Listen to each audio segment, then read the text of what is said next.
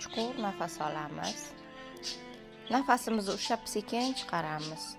Ko'zlarimizni yumamiz.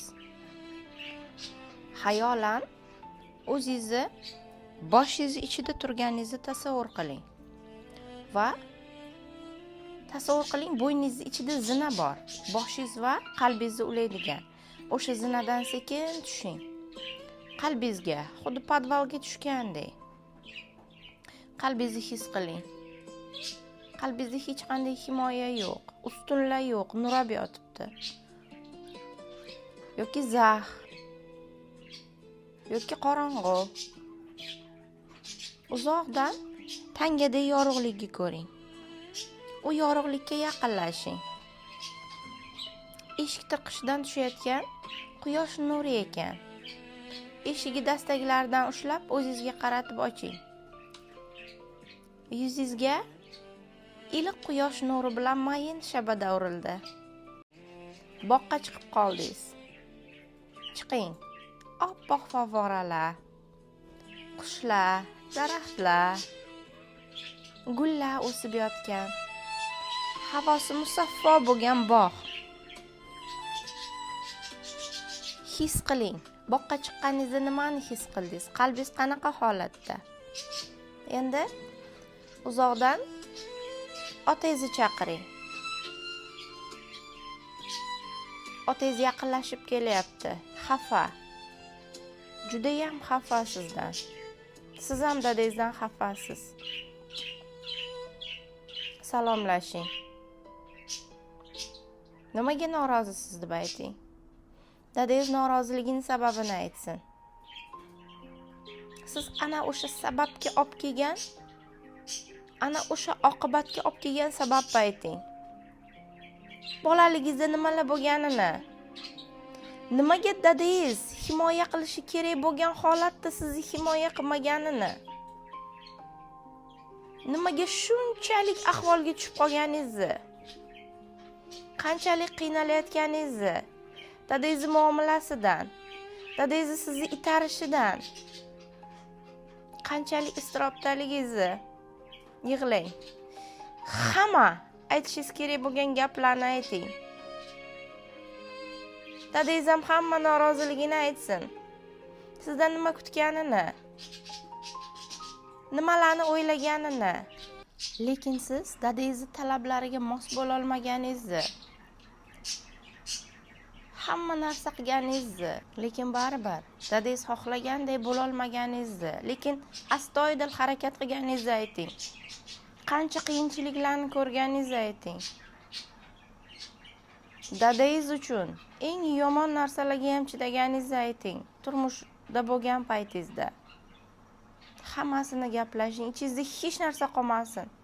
Aytilishi kerak bo'lgan alamlar, g'azablar, hammasini ayting. Dadangiz o'ylanib qolsin. Qizim, men bilmagan ekanman deb aytsin. Sen shuncha qiynalganingni bilmagan ekanman. Men maza qilib yashab yuribsan deb o'ylabman. Men hamma narsa o'zingdan deb o'ylabman. Kechir meni desin. Siz ham dadangizdan kechirim so'rang. Qaysidir joylarda asabiylashtirganingiz uchun, qaysidir joylarga tashvishga qo'yganingiz uchun, qaysidir joylarda sog'lig'iga ta'sir qilib qo'yganingiz uchun, hammasi uchun kechirim so'rang. Quchoqlashinglar. Ota va qiz bo'lib. Hamma ichingizdagi alam, g'azab, nafrat ko'z yoshingiz bilan birga chiqib ketsin.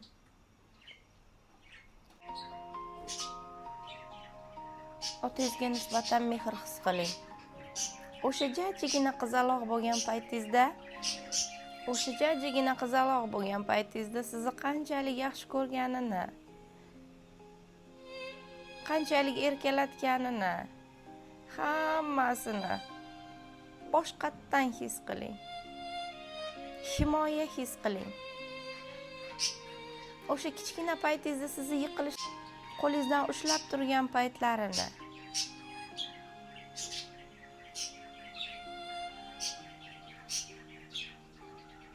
dadangiz yoningizda kechirishingizni so'rab mung'ayib turganini,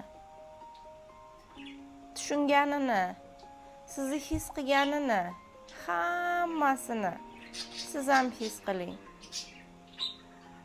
Bir-biringizni tushunganingizdan xursand bo'lib keting. Dadangizga sovg'alar bering. Bu bog'da sizni sovg'alaringiz ko'p.